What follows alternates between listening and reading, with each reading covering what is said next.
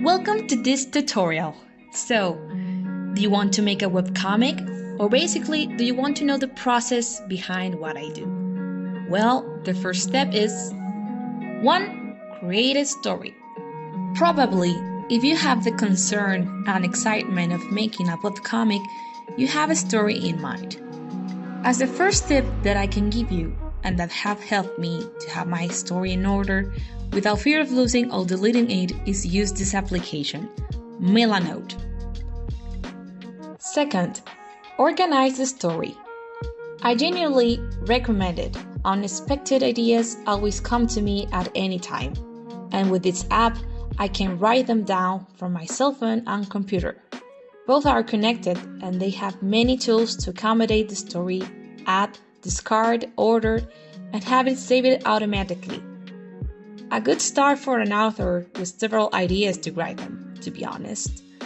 I warn you that I'm very fond of the organization. In my case, I have arranged my story in this way.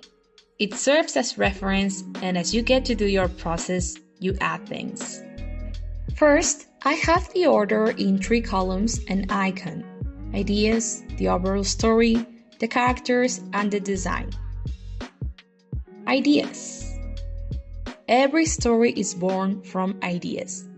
I personally added these ideas which arise like sparks out of nowhere, in the bathroom, while eating, watering the garden.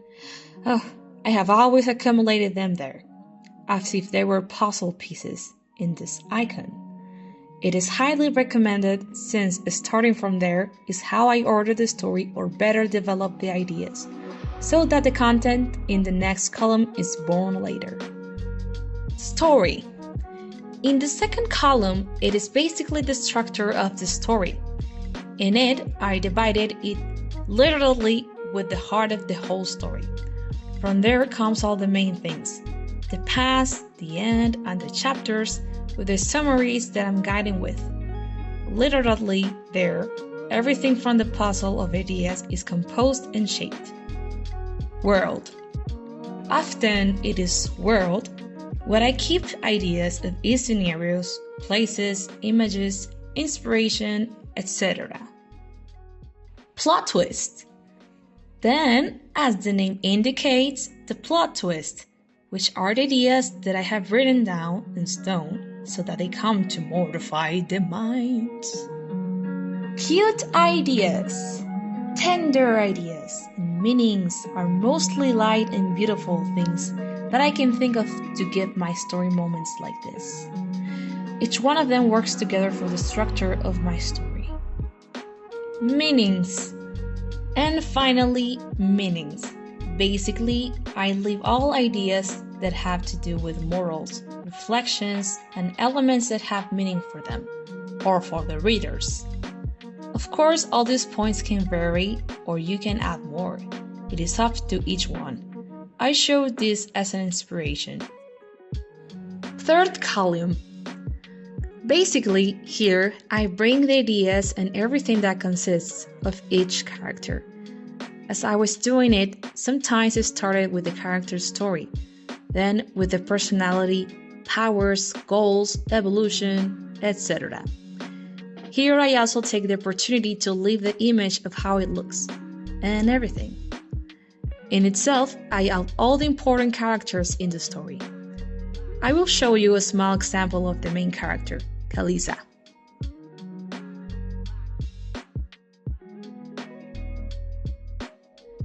Fourth column. In the fourth column, I leave the issues regarding the design of the comic. It is based more than anything on how I will present the story to the readers. That is, cover design, synopsis, design, title, etc. Over time, I added more icons, like when I created my team of assistants or planned a soundtrack in the story. From here, the name of the webcomic was born, so I recommend them to you as the last step in this general structure. If you have another accommodation method, go ahead. The point is that it works for you. In my own experience, I share what has helped me to this day. Now, after taking you on a journey through my process and a lot of etceteras of creating this webcomic, here's the visual part. Whee! Without a doubt, the definitive application with which I made this comic was Clip Studio. It has many elements and tools that help to facilitate the work of the authors. For this, I have Clip Studio Paint Expert. More than anything because I could work with several pages at the same time. The tablet I currently use is Hecho Canvas 16 Pro. I recommend these types of tablets since they have a display and buttons which, when making a webcomic, speeds up the workflow a lot. Brands like Xpen are also good, but I leave it to your choice. Storyboard. When I'm going to start a new chapter, I must first have finished a summary of what will happen in that chapter. So what I do next is to go File, New, and in the project area, I go to the one that says Webtoon. Yes, that one. I repeat that this tool is only available to those who have Clip Studio Expert. Once clicking, I put a name. In my case, Chapter 23. Then I put these parameters. In my case, since I uploaded this comic to Webtoons, they require a certain size. But in order not to lose the quality of the comic, I tried to set these large sizes, as well as the resolution. I'm trying to maintain quality. I add the paper color and put a pale color, since what follows is to make the sketches of the storyboard. It will not tire the eyes in this way, unlike having everything white and bright.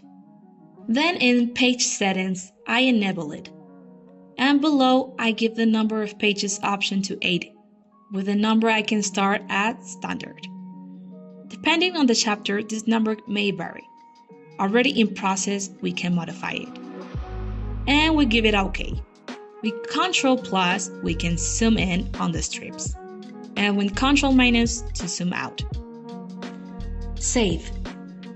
After these strips were generated, at this point, they will already be saved in the folder that we indicated previously, with the name of the chapter. In my case, I made a second version, and it looks like this, the strips arranged. Be careful not to rename these files or Clip Studio will bother you.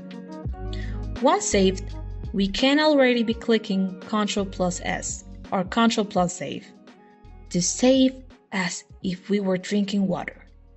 To save as if we were taking air to breathe. Save please, for God's sake. Work area. So when I click on one, I usually start from here with the sketches. I like having a tab on the left to have a general image of all the strips, and the materials tab on the right. In Clip Studio, you can edit the windows just by dragging them. You can actually save the order by just going to Windows, Workspace, and finally Register Workspace. Now I try to start by generating the layers. I order them this way. Text. Here the dialogues will go, totally on top of everything. Sketch. This will be where I will do all the storyboard sketches. Frame. This folder will direct the drawings that are inside the panels. Not frame. It is similar, but this will include all the drawings that are not enclosed in panels. With this established, I now start sketching the storyboard. Tools and materials. Brushes. To do the sketches, I love using the brush Sketch 02. It's available here on Patreon in my brush pack. The link will be in the description. I promise you that the storyboarding process is longer than you think.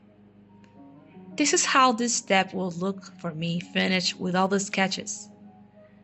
If you're wondering why some strips have other sizes, I modify them using Edit, Change, Canvas Size, and drag the canvas to where I want. In this way, my inspiration is not cut off, and if the panel is long, it is not interrupted. If you do this, Try to use it in a balanced way so that the strip for the program it is not so heavy. And now the materials I use the most. Panels. To make panels, I use one found in the Assets Gallery in Clip Studio called Straight Set of Analog Wind. Analog. Yes, analog wind. I love it as it subtly feels the jagged edges and makes it look more handmade.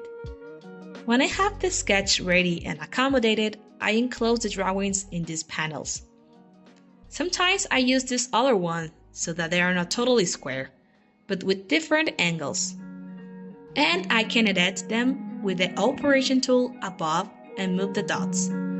So what you draw inside those boxes will not come out. I put all this in the frame folder.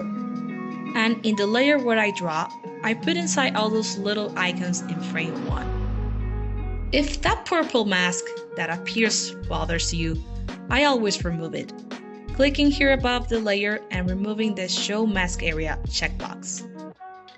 Depending on the storyboard, I try that each frame has its distance, depending on how fast or slow what happens in the story is. You can find thousands of options that you like in the library that are more in the line with the style that you're looking for. Dialogues.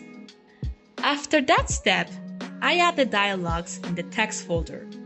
I transcribe what I had previously written on the storyboard and I make sure that everything is spelled correctly. Another thing that the editors advise me is to make sure that the line of the balloon points to the mouth of the character, not in the eye, not in the arm, not in the head, not at anything, but the mouth. Here I leave the tip. In my case, I usually use these materials for balloons. In the same way, there are thousands of options for balloons if you are looking for another style. And lastly, the font. When I put the dialogues, I make sure that they are the same font size in all the strips and have space on the edges of the dialogue balloon. If you are curious what font I use for the dialogues of my comic, I use all this. They were recommended by my editors and also some that I liked, since they say that this type of font is very legible and easy to read. Apart from that, it goes according to the style of my comic. I leave the links in the description if you want to try them. And so, we finished with the pre-production preparation of the chapter to start doing the magic in the production. Yay! These are the tips I wished I had known when I started my webtoon. There wasn't enough info or tutorials with the specific doubts I had on YouTube then, or some things that I had to learn along the way. In this video, I don't specify how to write a story because I think it is a very complex and a personal journey for each author or creator. But I do give you the things that are useful to me to organize the information and make it easier. I hope that you have learned a lot and enjoyed this part 1 of the video tutorial. See you next time. Bye!